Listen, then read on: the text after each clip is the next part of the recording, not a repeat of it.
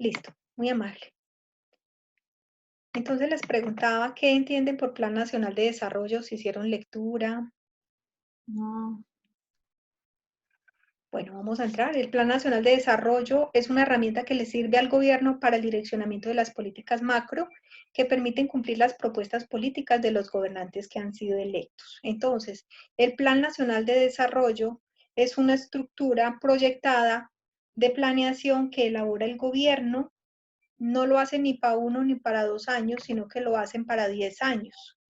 Ese plan de desarrollo va enfocado a cubrir las necesidades básicas que tiene la ciudadanía y especialmente a parámetros específicos muy direccionados a lo que se requiere para darle soporte a ese desarrollo ciudadano que le va dando un respaldo a la economía del país.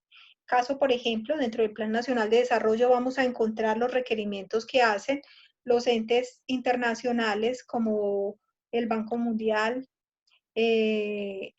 con respecto a todas las políticas que Colombia debe aplicar para sus presupuestos y sus planes futuros. Por ejemplo, como lo es el tema de las pensiones, ¿cierto? En el tema de las pensiones, por ejemplo, ¿qué han escuchado ustedes que tienen política, que tiene estimado el gobierno implementar en la reforma pensional? Han escuchado que dentro de las políticas que se supone que vienen se hablaba de modificar la edad de los pensionados, se ha hablado de reducir los ingresos, se ha hablado que las mujeres se pensionen a la misma edad de los hombres. Entonces, tras todas esas propuestas y la necesidad de implementar una modificación a todo el tema pensional que tiene el país, no es solamente idea del gobierno. Esas ideas vienen desde los organismos internacionales que mantienen los ojos puestos en Colombia porque Colombia les debe plata. Entonces, como nosotros somos un país con una deuda pública tan alta, que es una deuda pública no solamente a los bancos internacionales, sino también a los países extranjeros de primer nivel, que tienen capacidad económica. Nosotros siendo un país tercermundista, pues siempre nos toca recurrir a los préstamos, porque con el solo los ingresos fiscales no alcanzamos a darle el debido soporte a las necesidades que tenemos a nivel presupuestario y de mantener la estructura de funcionamiento que maneja Colombia. Entonces, por eso tenemos que acudir a préstamos. Esos empréstitos hacen que terceras personas tengan voz y voto a la hora que nosotros queremos estructurar un plan de desarrollo. Entonces, el tema de que nosotros somos un país soberano, independiente, se queda, digamos, en ese tema en la política, en la estructura constitucional, donde hacemos énfasis que como un país independiente somos autónomos, pero la realidad es que la autonomía se pierde cuando debemos la plata. Es como cuando tú le debes plata al banco. Tú le debes plata al banco y si tú le debes mucha plata al banco, tienes que argumentarle cómo están tus estados financieros, cuál es el plan de inversiones que tiene, cómo tienes proyectado pagarle la deuda. ¿Por qué? Porque tú tienes que garantizar y darle confianza al banco de que tú le vas a pagar, ¿cierto? Si tú no le das confianza ni le das una garantía al banco de que sí le vas a poder pagar, entonces el banco no te presta plata. En este momento, ¿qué está pasando con los lineamientos que dio el gobierno, liberando unos recursos de pensiones para que los bancos le presten plata a los empresarios para garantizar los pagos de nómina? ¿Qué sucedió? Claro, el banco les prestó la plata. El banco está generando una garantía con cubrimiento del 80% sobre los préstamos que, que los bancos le deben dar a las empresas. Pero si escuchan ustedes, los empresarios no están encontrando respaldo en los bancos porque inmediatamente, ¿qué les están diciendo? No, usted no, sus estados financieros y su estructura financiera no me está dando confianza y usted no tiene cómo garantizarme ese 20% adicional que el Estado no me lo está cubriendo, ¿cierto? El Estado solo está dando una garantía hasta el 80% de los montos de los créditos. ¿Y qué sucede? Entonces, ese otro 20%, los bancos no están corriendo el riesgo para generarle esos préstamos a los empresarios. Entonces, la realidad, las expectativas que tenía el gobierno de facilitarle a los empresarios recursos para cubrir sus nóminas y garantizar que el personal fuera soportado y respaldado por las empresas en estos momentos de pandemia, pues ha sido difícil para las empresas, ¿cierto? Entender que un empresario mantener los trabajadores mes y medio a punta de pago de nóminas y de sacrificar ese capital de trabajo que tienen las empresas, que a veces es tan escaso también, que trabajan a unas rentabilidades tan bajas, sobre todo en las empresas pequeñas, entonces es difícil para los empresarios. Entonces, así como para los empresarios los bancos les ponen una serie de condiciones, a nosotros país, esas entidades externas nos generan unos lineamientos. Entonces, así como llegan esas políticas de políticas pensionales, también llegan las políticas del del tema de cómo administramos nuestra economía, del nivel de endeudamiento que tenemos, de quiénes deben de garantizar y dar aval a las cifras económicas que tiene el país, de cómo trabaja la Contraloría, de cómo nosotros contadores debemos ejercer nuestra disciplina. Entonces, dentro de ese plan de desarrollo, por ejemplo, es donde viene una propuesta que nosotros los contadores no tengamos una tarjeta profesional de por vida. Por ejemplo, mi tarjeta profesional lleva 20 años y nunca he tenido que hacer nuevamente avalada ni nuevamente presentar un examen para que me la vuelvan a validar, ¿no? La tarjeta profesional mía lleva 20 años y nunca ha tenido una fecha de vencimiento. Lo que está proponiendo en este momento dentro de las propuestas que vienen con las políticas del nuevo plan de desarrollo que están elaborando es que nosotros los contadores, por el rol que jugamos frente a la nación de dar fe pública a toda la información económica, financiera y empresarial que se manejan, dentro de esa gran responsabilidad que están pidiendo, que nosotros los contadores tengamos que presentar exámenes cada 2 años para avalar y respaldar que realmente estamos con una formación profesional para ejercer nuestro papel de contadores públicos y dar fe pública a todo el desarrollo económico que va teniendo el país a través de las empresas. Entonces, fácilmente nos vamos a ver supeditados en 1 año, en 2 años, a que nos impongan ese nuevo requerimiento a la profesión y ya no tengamos una tarjeta profesional, salimos de la universidad. ¿Cuánto tiempo tenemos que garantizar de nuestra práctica? ¿Lo saben? Para aportar nuestra tarjeta profesional. 2 años Un antes de año, graduarse. creo. 1 año, 1 año, con 1 año de práctica, pero tú tienes que tener 1 año de práctica completa en forma transversal en la parte contable. No te sirve que tú digas Justificada, sí. debidamente justificada. No te sirve que tú digas, mira, yo trabajo en la empresa Valer y estoy en el área contable y hago causaciones. Causaciones de gastos y costos. Ya. Eso es todo lo que hago. No, entonces tú tienes que decir, hago causaciones, manejo impuestos, elaboro estados financieros, hago análisis de costos, manejo la cartera, o sea, tienes que dar una debida argumentación que demuestre realmente que tú tienes una práctica amplia y suficiente que te avale esa capacidad de dar fe pública frente a los estados financieros, porque eso es lo que vas a adquirir cuando tienes la tarjeta profesional, ¿cierto? Yo puedo hacer mi carrera de 5 años, cursarla muy juicioso, puede ser que no tenga 1 año de experiencia, puede ser que tenga 5 años de experiencia, pero en los 5 años no he hecho nada más que causar facturas. Entonces, por eso nosotros tenemos que exigirnos y en la medida que vamos teniendo la práctica contable, tenemos que irnos metiendo y proyectando a otras cosas, buscando en las mismas empresas que nos han dado oportunidades que nos permitan meternos a impuestos, que nos permitan meternos a hacer auditoría, que nos permitan ir a sacarle el mayor valor agregado a ese contacto ya profesional que estamos metidos en la carrera. A la empresa le sirve y a mí me sirve. A la empresa le sirve porque obviamente es mano de obra, entre comillas, más barata, que les va a apoyar en hacer una auditoría, que les va a apoyar en hacer un análisis de información, ¿cierto? Pero a nosotros nos va a servir más porque me va a servir para la práctica como práctica profesional y tener mi tarjeta profesional, ¿cierto?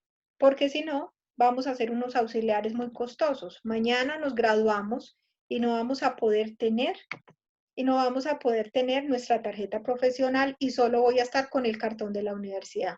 Y la realidad es que con el cartón de la universidad nosotros no vamos a poder tener la oportunidad de tener la tarjeta profesional, ¿sí? Ese nivel de exigencia tiene la Junta Central de Contadores. Adicionalmente, pues va a llegar ese requerimiento de que cada 2 años estemos presentando exámenes para que nos avalen nuestro nivel de conocimiento y poder mantener nuestras tarjetas profesionales y que nos vayan haciendo las renovaciones a las tarjetas profesionales. Entonces es bueno que ustedes conozcan qué es lo que viene a nivel del Plan Nacional de Desarrollo porque tiene ese nivel de alcance. ¿Por qué será que nosotros los contadores nos ponen ahí en un Plan Nacional de Desarrollo? ¿Qué piensan ustedes?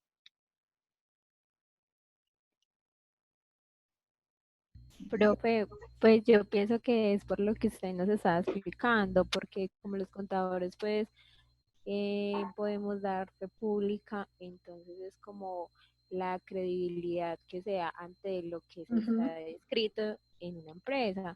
Entonces yo pienso que es por eso, porque si usted como contador está diciendo, sí, yo puedo decir que lo que dice en estos estados financieros y toda esta información es 100% verídica, Ujú. entonces yo pienso que pues debe tener pues como un alcance de profesionalismo muy alto, entonces Ujú. por eso es la exigencia. Sí, exactamente, tienes toda la razón. Es por Profe, esa gran responsabilidad que nosotros adquirimos cuando salimos de nuestra carrera, señora. profe, y también porque en el área de contabilidad siempre se toman las decisiones más importantes de la empresa. Ujú. Entonces, para tomar una decisión de hacer algún cambio, alguna modificación a nivel de la empresa, se tiene en cuenta la opinión y los resultados que se están mostrando en los estados financieros que vienen del contador. Así es. Chicos, la realidad es que nosotros jugamos un papel trascendental en las empresas. En la medida que nosotros mostramos esa confianza en nuestros conocimientos, en la argumentación, en la validez de la información que le vamos entregando a los empresarios, nosotros tomamos protagonismo. Entonces, no se te haga raro que a ti te llame el gerente a preguntarte un tema que podía haber sido el abogado que se lo argumentara, pero que no encuentra en el abogado un respaldo porque lo ve débil y lo ve que no, que él mismo se está contradiciendo, entonces siempre acude al contador para que también el contador le dé su aval, su visto bueno. Nosotros, ¿qué hacemos para generar esa confianza? Pues obviamente tenemos que saber de la norma, tenemos que estudiar la norma, tenemos que estudiar la norma laboral, tenemos que estudiar las empresas en las que estamos, cuáles son sus requerimientos legales, cuáles son las exigencias que tienen en el entorno económico que se están desenvolviendo las empresas. Y desde ahí es que vamos a tener realmente la confianza y el respaldo argumentado de cualquier opinión que nos pida el gerente de la empresa.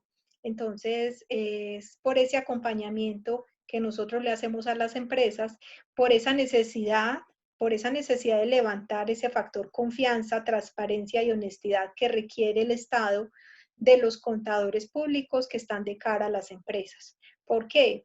Porque no es ajeno que lamentablemente las empresas han manipulado y han manejado las cifras y han evadido impuestos y han presentado estados financieros que no tienen nada que ver con la realidad contable y que adicionado a eso llegaron las normas NIF. ¿Han escuchado sobre las normas NIF? ¿Sí han escuchado algo o no han escuchado nada? Sí, Sí, profe. profe, ¿qué hemos Eso, escuchado? eso. Sabemos que la contabilidad vivió un proceso de transformación, Porfa, si ven que alguien se sale y está pendiente de que le demos entrada, me cuentan, listo. Ay, venga, yo miro si alguien me está hablando porque veo que por aquí interactúa. Bueno, profe. Bueno, importante que con las normas NIF cambió y se revaluó el concepto contable y obviamente ustedes están viviendo ese proceso. Hoy en día los contadores que salieron hace 5 años de la universidad vienen desfasados totalmente porque no vivieron el proceso de las NIF, porque no vienen con una argumentación en qué consiste las NIF a nivel de las empresas y obviamente las empresas, mucha empresa pyme, no está cumpliendo el requisito de haber hecho la convergencia a las NIF. Entonces, tras esas NIF, son muchos más los requerimientos que nos hacen a nosotros los contadores de avalar la información financiera y de que las empresas hayan vivido el proceso de convergencia en sus estados financieros. Entonces, es por eso que como somos la mano derecha a nivel económico, financiero, tributario de las empresas, por eso somos un factor fundamental a la hora que analizamos la economía del país. Entonces, por eso esos requerimientos que nos hacen a nosotros los contadores. Y eso mismo lo tienen en cuenta desde el Plan Nacional de Desarrollo.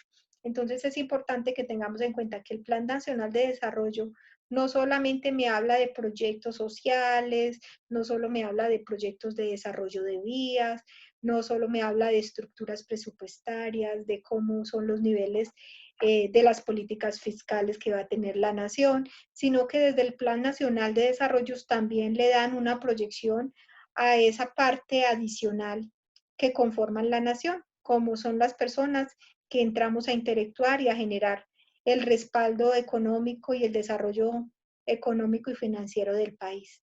Y así el tema de pensiones, claro, porque en la medida que mis fondos pensionales no son lo suficiente, entonces se requiere que se haga una renovación a las políticas pensionales y las modifiquemos para garantizar que los recursos que tiene el país para las pensiones realmente sean los suficientes. Entonces es a ese nivel que apunta todo el Plan Nacional de Desarrollo. Obviamente, cuando yo hablo del presupuesto anual que tenemos en cada uno de los municipios y a nivel de la nación, ese presupuesto nacional y ese presupuesto municipal y departamental debe apuntar también a lo que estamos estipulando en ese Plan Nacional de Desarrollo. Deben de ir en la misma dirección, ¿sí? Es como cuando yo hago una meta. Me voy a ir en diciembre para San Andrés, ¿cierto? Esa es mi finalidad, mi proyecto de este año. Entonces yo empiezo a través de metas de corto plazo a apuntarlas a cumplir ese plan que voy a desarrollar en diciembre, ¿cierto? En diciembre me voy para San Andrés, pero ¿qué tengo que hacer? Voy a seguir ahorrando cada mensualidad 300.000 pesos de mi salario para poder ahorrar y tener los pasajes completos para en diciembre cumplir la posibilidad. Voy a comprarme el traje de baño, no tengo traje de baño, pero no me voy a comprar 3 trajes de baño para cambiar de trajes de baño. Y así, en ese sentido, voy a ir proyectando mi sueño, que es irme en diciembre para San Andrés, lo voy a ir trabajando en mes a mes, en metas de corto plazo para poder cumplir ese plan de largo plazo, entre comillas, que va a ser en diciembre irme para San Andrés. Entonces, así es el Plan Nacional el Plan Nacional de Desarrollo. Es un plan de largo plazo, es a 10 años, pero los presupuestos anuales tienen que ir enfocados a darle cumplimiento a lo que estamos planeando y plasmando allí en ese Plan Nacional de Desarrollo. Entonces, los presupuestos anuales siempre van a ir de la mano con ese Plan Nacional de Desarrollo que es de largo plazo. ¿Listo? El marco que me le da vida a ese Plan Nacional de Desarrollo, ¿me hablaron?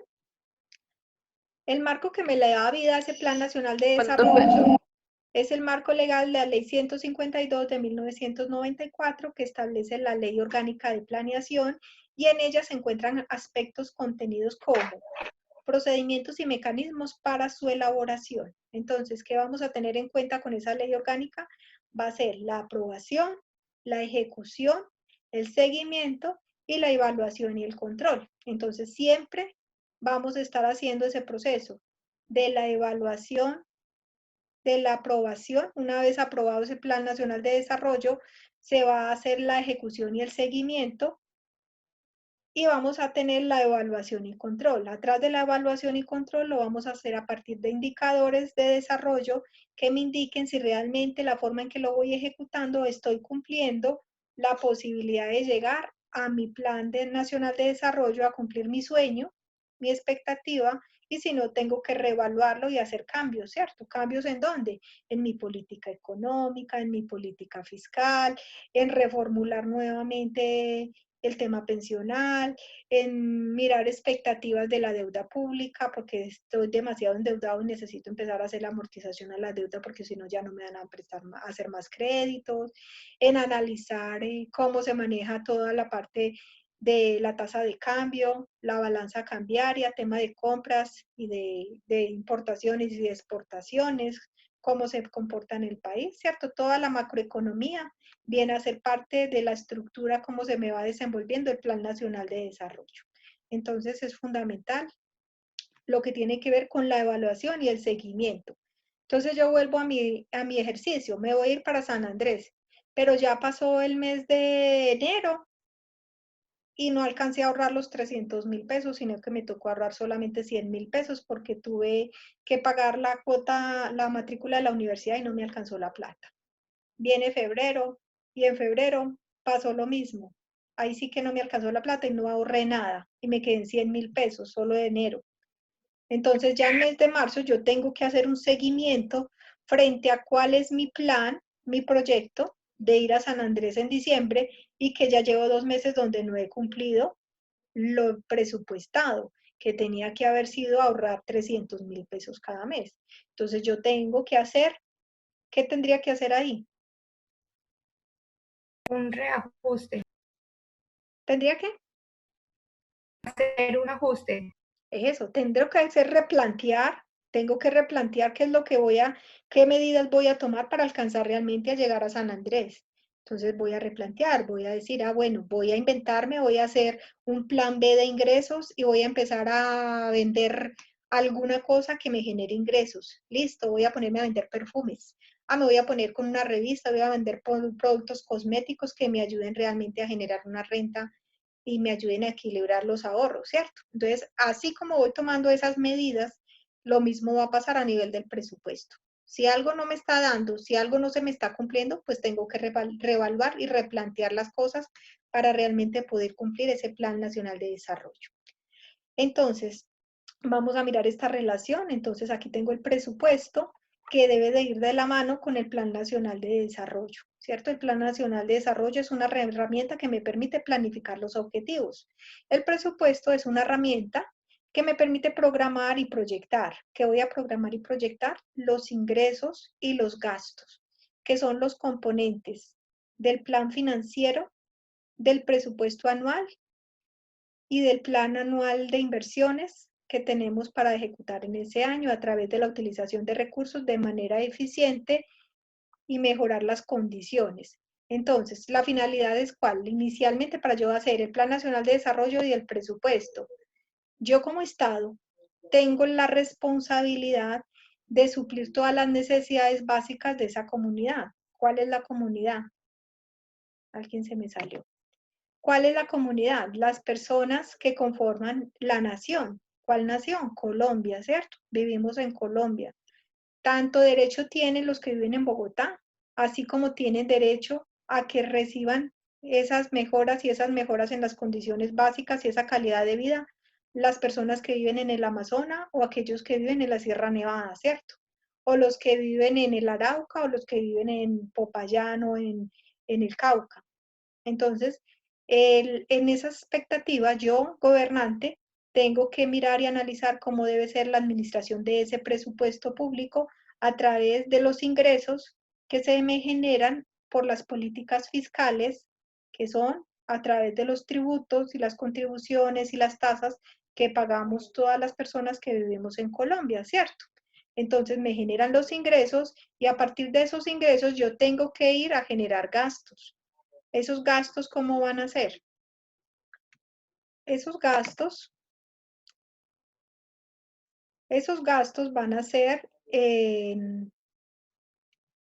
vamos acá, esos gastos van a ser lo que tiene que ver el sostenimiento de la estructura de funcionamiento que tiene el Estado para brindar todas las condiciones de los habitantes, llenar todas las condiciones de sus habitantes, lo que requieren para suplir esas necesidades básicas. Para suplir esas necesidades básicas, el Estado debe tener una estructura y esa estructura se compone de personas que brindan los servicios. Entonces, va a tener unos gastos de personal, va a tener unos gastos de funcionamiento, que son gastos, ¿cierto? Pero adicionalmente va a tener unos proyectos de inversión. Esos proyectos de inversión van a ser unos proyectos de inversión social y unos proyectos de inversión en infraestructura para mejorar las condiciones y brindarle una calidad de vida a esos habitantes que viven en la nación, ¿cierto? Pero la magia y el proyecto de ese gobernador, de ese presidente en este caso, es que esos recursos lleguen a todos lados, no solamente que estén concentrados en el centro del país, sino que sea tan importante las personas que viven en Bogotá como las que viven en los extremos del país, porque también ellos son Colombia, ¿cierto? Y todos pagamos impuestos. Entonces, es importante esa responsabilidad, entender esa responsabilidad que tiene el Estado para administrar esos recursos y cómo los va a hacer a través de un plan financiero. Ese plan financiero es como decimos, cómo estoy presupuestándome yo en este momento para cumplir, poder ir a San Andrés en diciembre. Hago una serie de proyecciones de acuerdo a mi nivel de ingresos, cómo es que voy a invertir la plata, ¿cierto? Entonces yo voy a coger mi sueldo y voy a decir, tanto lo voy a dedicar al pago de arrendamiento, tanto a la alimentación, tanto al pago de la universidad, tanto al pago de diversión, tanto a transporte y voy a dedicar tanto al ahorro y ese ahorro es el que me va a permitir ir cumpliendo las metas de corto plazo y a largo plazo poder cumplir la ida, mi sueño de ir a San Andrés en diciembre, ¿cierto? Entonces ese plan financiero es como yo voy estructurando de dónde van a venir mis ingresos y cómo voy a ir invirtiendo para cumplir cada uno de mis proyectos. Y eso va de acuerdo a qué? A ese presupuesto anual que estoy aprobando. ¿Quién me aprueba un presupuesto anual en un municipio? A ver, chicos, ¿el municipio lo administra quién? El alcalde. El alcalde, muy bien. El municipio lo administra el alcalde. Y el alcalde tiene el respaldo y el aval y el acompañamiento del consejo, ¿cierto? Entonces es el consejo el que le hace la aprobación a las propuestas que presenta el alcalde con toda su plan, con todo su plan y sus proyectos de inversión, de llevar a cabo todas las promesas que le hizo a esas personas que lo eligieron como alcalde, ¿cierto? Esa es la materia prima para estructurar el presupuesto que quiere desarrollar el alcalde. Voy a hacer una pausa, chicos, y ya les pongo el link nuevamente para que ingresemos, que falta un minuto.